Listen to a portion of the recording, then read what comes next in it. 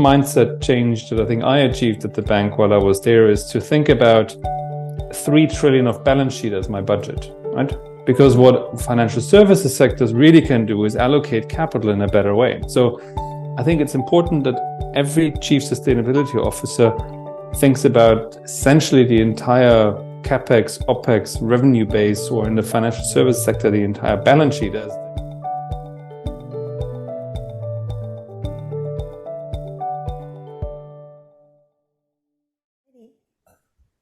Perfect. Let's do it. Okay.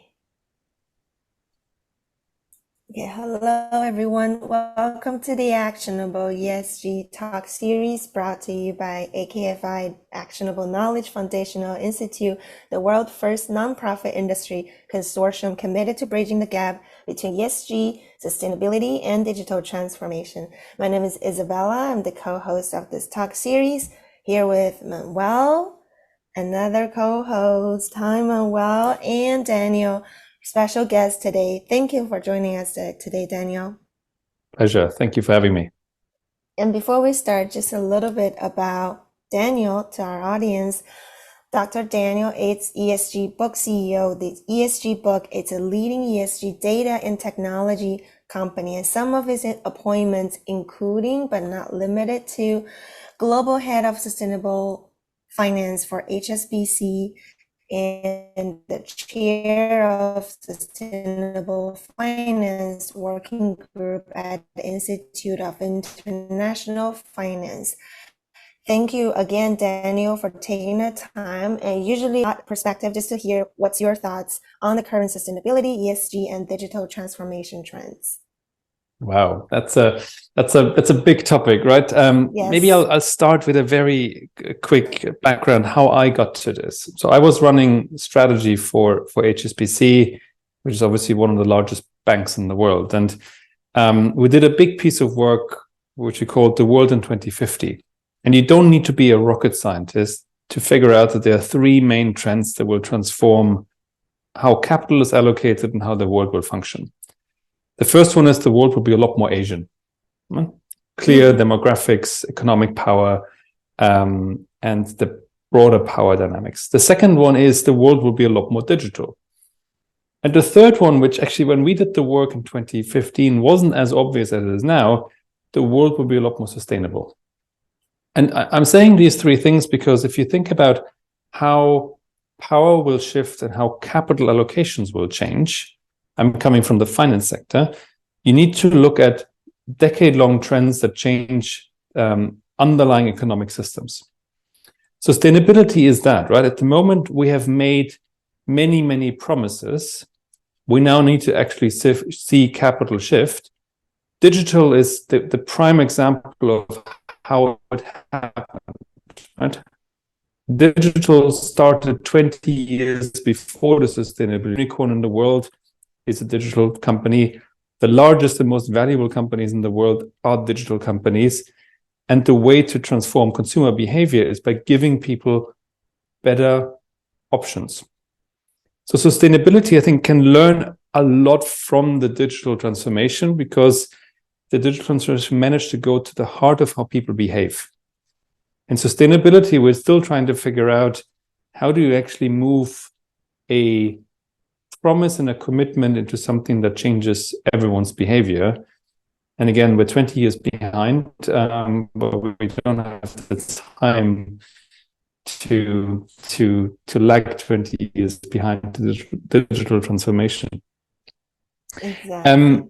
If I go a little bit deeper into sustainability and what I see there at the moment, I think there are 3 big shifts, especially when I think about this with a first time really we see a backlash, right? Especially in the US, but also globally. There is for the first time a discussion, are we delivering financial returns or having impact? I think it's a very confused discussion because academic evidence and practitioners' evidence is very clear. The 2 go together. Like there's a long-term trend that companies that are better managed are also delivering better performance. But there is a short-term backlash which creates a problem because into a very at the moment, I think it's a healthy trend because it means we're having more honest discussions, but it also means that it may scare some people off being ambitious. The second big trend is a very obvious one that we're seeing at the moment. There is a lot of regulation coming in. So we run at ESG Book, we run a database that we call the Reporting Exchange. It's the world's largest repository of essentially sustainability policies and regulation. And we track more than 3,700 different policy revisions that include sustainability. And while this is great because it means everybody has to move, it also means there is now more and more confusion because they are quite overlapping, they're inconsistent, and we are still a few years away from achieving what financial reporting has achieved, where essentially you have two global standards. You have US GAAP and you have IFRS. That stands opposed to 3,700 different standards in sustainability. So regulation, I think, is good because it means everybody has to shift. The current situation creates confusion. And for me, the third big sort of specific ESG sustainability trend that I see in my space is we're moving from a very simplistic view of the world where you essentially impacted capital allocation by exclusions.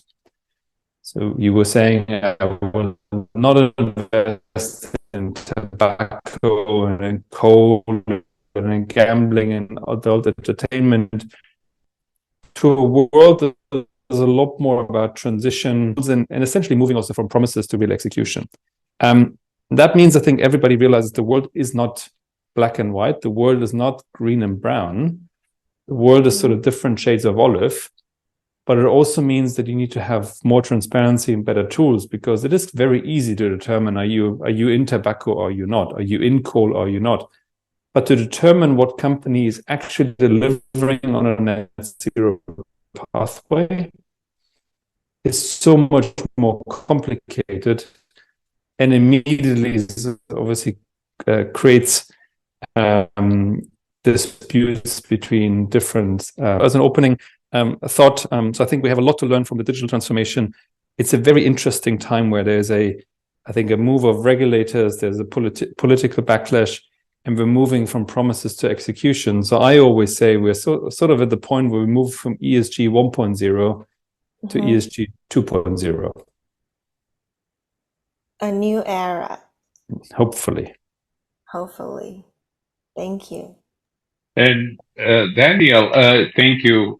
My link is somewhat unstable, so hopefully we'll hold on to this interview.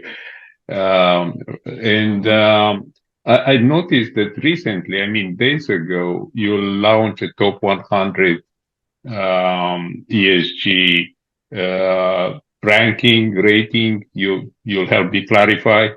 And when I look at that, I connected very quickly with the work we're doing as AKFI. We're looking at white papers to actually study the impact on the supply chain. And we noticed that when you apply ESG, as you mentioned, there are a lot of standards, but there are also a lot of internal requirements from these global 100, global 500 companies projecting out into the supply chain. And the more distant you are from the corporation that is usually in a large city and very well, supported by infrastructure, you end up with, let's say, a tea grower in India or in China that has never heard of ESG sustainability, and now he or she has to report.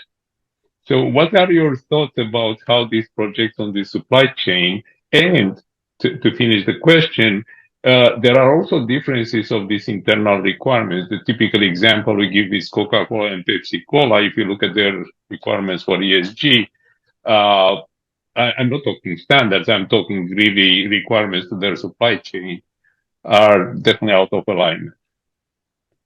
Yeah, perfect. So let me give you two data points that inform this discussion maybe a little bit. The first one is that the 100 largest companies in the world are responsible for 70% of the global greenhouse gas emissions. Right? That's a very important statistic. That's why we also put a lot of focus on the 100 largest companies in the world. By the way, we cover 40,000 companies with ESG data, but the top 100 are responsible for 70% of global greenhouse gas emissions. The second data point, which obviously is very connected to this, is that 88% of a company's carbon footprint sits in its supply chain.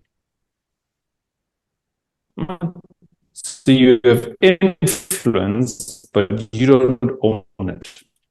You can only influence how people either use your product downstream, kind of material you take into your production process in the upstream world. And so the big companies in the world have an incredible responsibility to do two things. One is obviously, well, three things I would say. One is to get their own shop in order, but that's often the easiest. The second piece is to work with their supply chain, often 2 or 3 degrees down the line, to improve practices. And then the third one, which frankly is actually the hardest in my mind, is to change customer behavior. Because when we talk about scope 3 emissions, it is also what happens when people actually use your product, right? When they drive a car, when they consume your meat product, that is as important as all the work to do internally in your supply chain. So what does a lot of this means? What does it mean? First of all, I think many companies today struggle to measure and track. When we say ESG and we say sustainability, that is ESG Book, we mean 450 different indicators. Doesn't have to be so complicated for every company, but it's important that when we think about ESG, it is the non-financial performance of a company. And that is quite broad, right? It is carbon footprint, it is waste, it is water, it's diversity and inclusion, it's how we think about product access for your customers, how we think about the quality of governance and cyber. Not all dimensions are equally important in different industries, but it is important that we think about ESG as the non-financial performance of a company, not the old, let's call it CSR, corporate social responsible communities. Still have to achieve. My first question to a company is normally when I meet a chief sustainability officer is to understand the reporting line. And in the majority of companies, sadly, it is still under marketing, communications, or PR. And you understand, right? If your boss has the mandate to improve the image of your company, you will behave differently than if your boss is the CEO or the CFO who's interested in transforming an entire operating model. And so for me, that's one of the really important things. The second thing is these data points, right? So one is the attitude. The second one is being able to measure. And we all know what gets measured gets done. I'm in London. I'm based in London. We have a new king here, as you all know, King Charles III. At the time, Prince Charles, in the 70s, he created an organization called Accounting for Sustainability, A4S, created in the 1970s with the ambition to make sustainability measurable. Right? Accounting for sustainability, way ahead of everyone else. How do you use data to actually measure and therefore then affect change? And so my big learning from my time at HSBC and now in my new world at ESG Book is, unless you start to treat non-financial data with the same quality and the same processes that you treat financial data, it will always remain vague, opaque, up for discussion, and at the risk of being a marketing tool. And then the third, this is nice that you measure. It's now about sort of delivering, and delivering means many things. But one really important thing is to put all the guardrails in place. That means of targets into the way you operate. Just plans how you dish out stock options, where the topic sits on your agenda. Is it in a subcommittee or is it in your main board? So when we look at the credibility of targets from companies, we look at what they say, but we also look at how they integrate things into their daily processes. Yeah, does the CEO have a target? Is his compensation tied to this? Is reporting good enough? Because we know nothing will happen unless companies actually maneuver sustainability into the core of the operation. To your point of Coca-Cola and Pepsi, or you can see this across different industries, the companies that move the fastest are companies that believe that this will actually create value and growth in the long run. Why are all the car companies in the world now obsessed with electrification? I have a cynical view on this. The main view is that the market cap of Tesla is worth more than all of these companies together, right? And clearly, when you realize that the future is going somewhere else than where you are today and you want to change. And so I think having a very traditional value creation approach to sustainability is important, because that's how you mobilize billions. And that's why I also think that in financial markets, we have that important turning point at the moment. We're moving away from teams that are doing a bit of ethical investment to the side. It is moving to the core of investing, because I think there is a strong belief that this will shape capital markets in the long term. It's a lot to unpack, but first thing I wanted to mention that we'll send you a survey at the end of this call, because AKFI, our organization, with the help of interns and volunteers, initiated a CSO survey, and it has the point you mentioned, the reporting line. And the second set of questions is scope of control. How much budget you allocated? Because, it's very nice to allocate budget for the nice talks on YouTube. It's another thing to give people and clear KPIs on sustainability. And thank you for mentioning that, because it's perfectly aligned with what we're doing, and it confirms actually the need of such a reporting. We're looking at reporting. Sorry, go ahead. If I just give you an example, so when I was at the bank, at HSBC, my budget was a few hundred million, right? Which is interesting. That's good. But the biggest mindset change that I think I achieved at the bank while I was there is to think about 3 trillion of balance sheet as my budget, right? Because what financial services sectors really can do is allocate capital in a better way. So I think it's important that every chief sustainability officer thinks about essentially the entire CapEx, OpEx revenue base, or in the financial services sector, the entire balance sheet as the budget to work with. Otherwise, you will always be confined to something that doesn't have the same level of impact. This is the third part of questions. We are trying to determine which part of the balance sheet sustainability is. I see in many cases the sustainability is on the cost center. And if it's on the cost center, you know more than I do how CSOs, CFOs and CEOs react, CXOs react to cost. Cost cutting. It's there are too many books written on how to do it. Yeah. So, and I think also to what you are saying, the non-financial reporting as a trend starts to become financial reporting. I'm sure you follow what's happening in the US and in Europe, where they're saying, yes, it's non-financial, but it's material.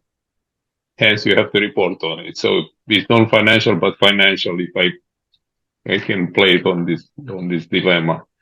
So no, thank you for highlighting this, and thank you for bringing it forward. And also the role of technology, it's also brought forward, because a lot of the papers rely on things like IoT, Internet of Things, use of AI and so on, to actually measure sustainability, have reporting, have real-time reporting, and in some way helping with the collection of the data, especially as you mentioned, when you are 3, 4 steps distant in your supply chain, the digital transformation doesn't happen equally and to what level, right? Some companies do not even, they still use Excel spreadsheets to collect data. So it's a whole process underlining. You also brought a very important point, which is digital transformation started about 20 years ago, but it's not finished. And executive experience now is digital transformation. The fact that without a strong business plan, the transformation becomes a cost, and and and they get frustrated with the level of investment and level of return on investment. So you unpacked a lot of things. And I'm sure if I ask Isabella, she will also mention about the artificial intelligence. She recently, about 5 months ago, launched or wrote her first book, and she went to print, and is the digital mind of tomorrow. So she's looking at like yourself, is looking at the future. And I'm encouraged when I say, from a finance industry, the future is the finance industry, the $3 trillion of HBC, or I don't know, I'll probably have the wrong number, but $9 or $10 trillion of BlackRock that are at stake. So Isabel, I don't know if you have any questions on. Thank you, Manuel, for always bringing up my book, and my mind is always racing again as Daniel was sharing, and I really like your opening statement about your 3 points on your overview of what's the direction of sustainability. And to me, it sounds like it's a lifestyle. It's a spirit of moving forward. It's not just one part of marketing or to make your company look good. And I really appreciate that. And also you mentioned how discouraging it can be because of the level of impact and the capital it requests. And I absolutely feel that when I was writing my book, because we're changing something. It's not just overnight. It's a fundamental level of change, and that requires a lot of capital, a lot of time, a lot of human capital as well. So I think it's very important for all of us to be aware of the challenges that we're facing, and also the opportunities. Let's face it, there's no transformation of an economic system is easy. And in no transformation have there been only winners. I think that is sadly the case. If you look back 150 years, there are very, very few companies that survived the different industrial revolutions. And even look back even further, you will not find many, many firms, many systems that have survived this. So it is very natural that we're coming to a bit of a crunch point at the moment, because your natural instinct is to protect what you have, right? If you have a job in a certain industry that is changing, you want to protect it. If you are the CEO of a large company that has to change, your first instinct is I want to protect. And if you're a politician, your instinct is often to protect. So I think we need to learn that in the next few years, there will be disruption. I think most people that you talk to believe that in 10, 15, 20 years, this will all create value. This will create more jobs. This will create growth. But to get there will be a few difficult years, and we see it at the moment. That's why this topic moves into the headlines every day, because suddenly it's a little bit less comfortable. It's always the moment when you need better leadership, better transparency, a bit of regulatory intervention where necessary, and move us to the next level. And you mentioned at the beginning, hopefully, and I can sense your struggle and maybe your concern in moving forward in the ESG development. And if you have to name a few challenges that you think it's on the top of the list, and what would it be? Well, I think the main one is the one that I just brought up. And in my world, it is very well captured by Mark Carney's famous speech about the tragedy of the horizons, right? Which essentially means most people will believe that in the long term, this will all be delivering positive outcomes. Mm-hmm. But in the short term, the way we make decisions, the way we allocate, we think about 1-year plans, 3-year plans, 5-year plans. And therefore, I think there's a big risk that we, first of all, underinvest into long-term trends. And for the financial system, the big risk is that we undersize the risk of inaction. Right? Mm-hmm. Because we think about what could happen tomorrow or the day after or the year from now based on historic trends, and we forget that actually these trends are being completely rewritten. And so I think this tragedy of the horizon speech was so transformational because it brought to the point the fact that the way we currently allocate capital has a major flaw because we don't look at the horizon that actually is relevant when you think about climate change in particular, but bigger sustainability trends more broadly. So it's the mind. That's all I hear. The It's mentality. it's the mind, but you can overcome those challenges. But that often means regulatory intervention, right? So again, if I look at the financial service sector, the sector responds to these problems with requiring stress tests. So I was chairing the climate risk working group for the Bank of England. There, the big discussion was, how do you actually help the financial system integrate long-term trends into short-term decision-making? How do you run long-term scenario analysis? So we had to do the first climate stress test with scenarios for 2050, where you're modeling the transition risk and physical risk of different possible outcomes to the world on today's balance sheet. And that's not easy. No institution has ever done this, but building these stress tests forced you to think longer term than what you normally do. That's a well-proven method. So it has been done with economic shocks, with digital shocks, with cyber shocks.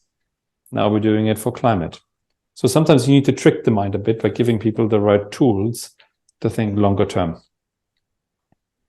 Good point. I agree. Like the short-sighted nature of human and also the fear of change. Those are two, Manuel knows I mentioned that many times, two default human nature that it's, in my opinion, preventing us from making changes and doing things like ESG transformation, digital transformation. So thank you for pointing and that that's why out. also often these changes happen outside of large organizations, right? Digital innovation didn't happen in large organizations. It happened in Silicon Valley, where a few creative, sometimes slightly crazy minds created something spectacular.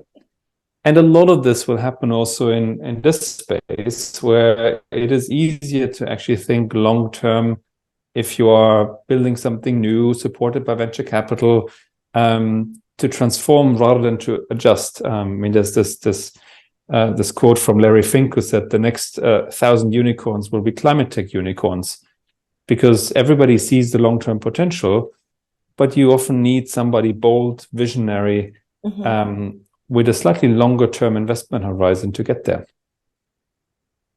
Thank you. I took it as a piece of advice. But you're bringing in front of us the very conflict of how we, you are a CEO and I'm sure you know this daily, you have to show, at least in the American system, quarterly results. Okay, you are forgiven for 1 quarter, 2 quarters, 1 year, maybe. And then there is a new, job opening for a CEO for the company. So this is a very powerful trend that needs to be corrected if we introduce a climate strategy. If we introduce strategy and balance strategy with the tactical results of the as the financial industry, it's also measured on the same parameters. It seems almost a guardian knot, right? It's basically this knot that it cannot be solved, cannot be open unless you get somebody to come and cut it. Yeah, true. So But at the same time, if you think about how financial markets work and how valuation works, valuation is a function of growth and profitability. So what investors want is ideally a business that has a 40-50% margin, but also one that is growing 7, 8, 9, 10, 15%. And so as a chief executive, your job is to demonstrate how you bring the two together. And nobody is requiring a company to transition from one day to the other, right? I said before, this is not black and white. This is shades of olive. But every CEO knows that you want to allocate capital to long-term growth trends. Otherwise, you become the next Kodak. And communicating this properly to investors is your job, right? That's your job, the job of the CFO. But it is painting that vision. And if you look at the best company transformations, that's not rocket science. It is aligning your business model to longer term trends, and you ride the wave of where consumer behavior is going and where often regulatory help is pushing you.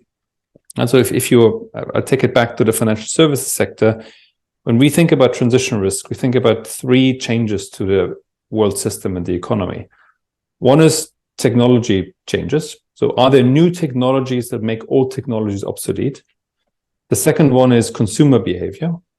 Is there a significant shift expected in the way people consume certain products, and therefore certain assets will be stranded assets? And the third one is regulatory intervention, right? When EU regulators say by 2030 you can no longer sell a car with combustion engine, you know there's a cliff, and if you don't change ahead of time. Every company has to go through this exercise: technology trends, consumer trends, and regulatory threats. And you allocate your capital to the areas that will be beneficial for the results they're demanding. Yes, investors want to see returns, but investors also want to see growth. And I think balance.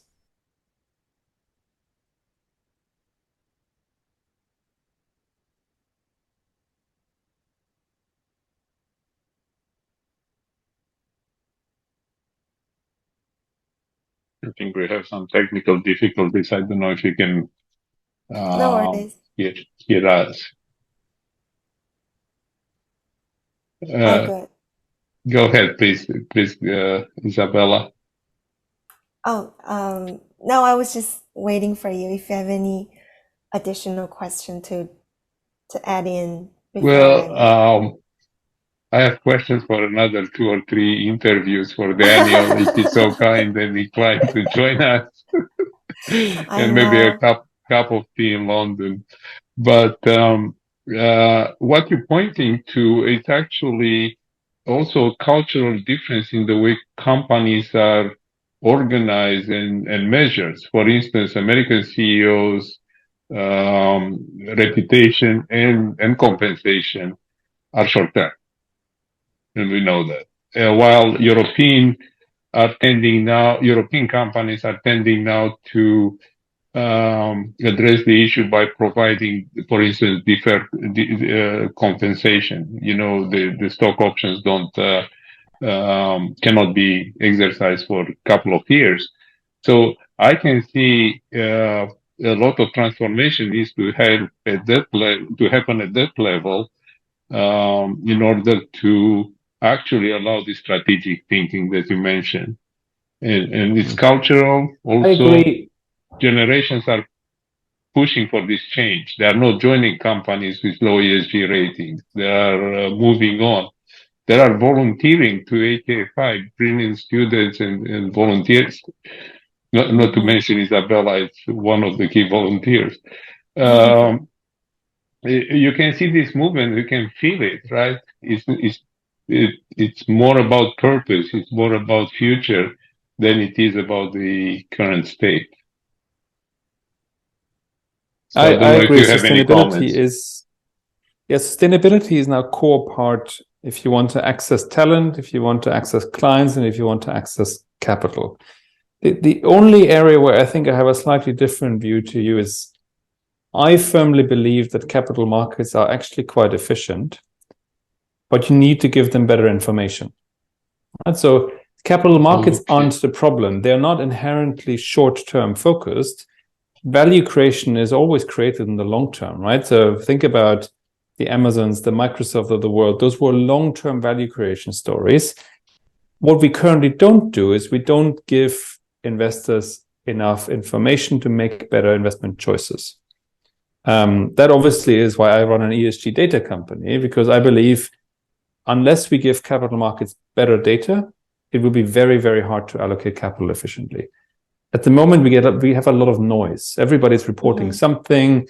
Unless we make things comparable, transparent, accessible, it will be very, very hard to shift capital. That's why I left HSBC to run an ESG book or ESG data company, because unless we give capital markets good signals, nothing will happen.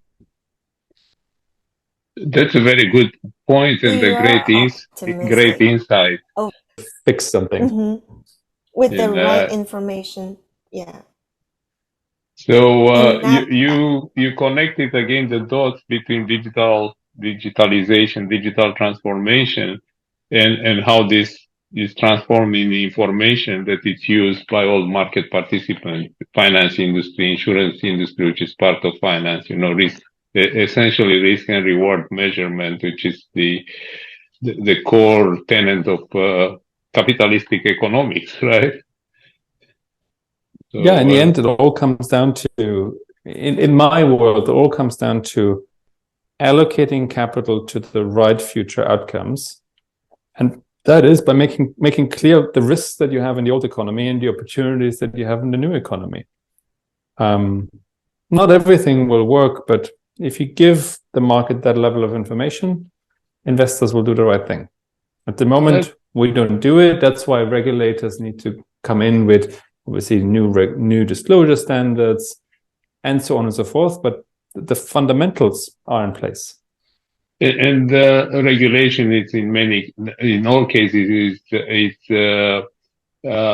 sort of coming late, right? Because of the process we issue regulations and so on. I was very encouraged by what you said about Prince, now King Charles, starting early. I think in his new role, he'll be less involved in sustainability because the regulations of the position of king.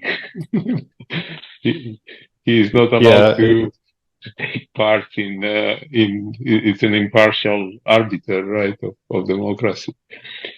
Well, we have true. He used his ability as a prince really, really well, and I think there's more to see. Sorry, Manuel, I interrupted you. No. Actually, I would like to invite you back. I think there's a slacking, yeah.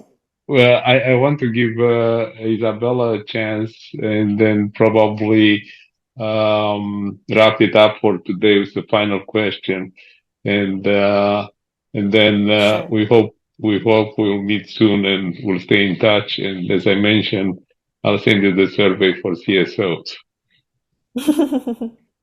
Perfect. I'm looking forward to it. Sure. Happy to end this conversation with some inspiring and motivational kind of piece of advice from Daniel. I'm very keen to always look out for the younger generation, and I see they have a significant role already, the Gen Z, the millennial, in changing this world. So if you have some piece of advice for those young people that want to start and succeed in creating a sustainable businesses, what would you tell them? Well, I think I can only say a lot of these challenges feel insurmountable, but when you get your head around them, actually, this is all manageable. We have all the right technologies. There's a huge amount of capital chasing what's called now climate tech. And we just need to listen to people on the street, right? The consumer demand is there. So I strongly believe that I said it before, that the Larry Fink quote, the next 1,000 unicorns, so companies that have $1 billion valuation will be climate tech companies. So instead of worrying about what established leaders are doing. Do it yourself, show leadership. This is the space to innovate. So I can only encourage people. I left an organization with 250,000 people and now run an organization with 250. It's fun, it's enjoyable, it's transformational, and hopefully will have an impact. So I can hear entrepreneurship. It's the way, and it's highly encouraged by Daniel. Highly encouraged. And I also hear to perform in this environment, you have to be also sustainable, self-sustainable, if I may say it in this way, because the amount of knowledge, the amount of technologies, the amount of regulations, the amount of data that you have to deal with is not for the faint of heart. True. At the same time, you only need to improve one little piece at a time. Right? You don't need to solve the entire problem. There are many of us. If all of us solve one little problem at a time, we'll get very far. Yeah, you gotta start somewhere. Yes. Wonderful. Well, thank you so Daniel, much, Daniel, for the thoughtful conversation and all the insights. I think it's critical for people to hear about this information, as you say, the right information, the right discussion, and to move things forward in the sustainability industry. And thank you very much for taking the time. And thank you all to our audience for joining us today. Make sure to tune in every week for a new episode of AKFI's Actionable ESG Talk Series, where you can gain new perspectives on how to mitigate risks and create value by integrating ESG and digital transformation. So until next time, goodbye for now. Bye, Manuel. Bye, Daniel. Bye, Daniel. Bye, Isabella. Thank you for joining us today. Bye-bye.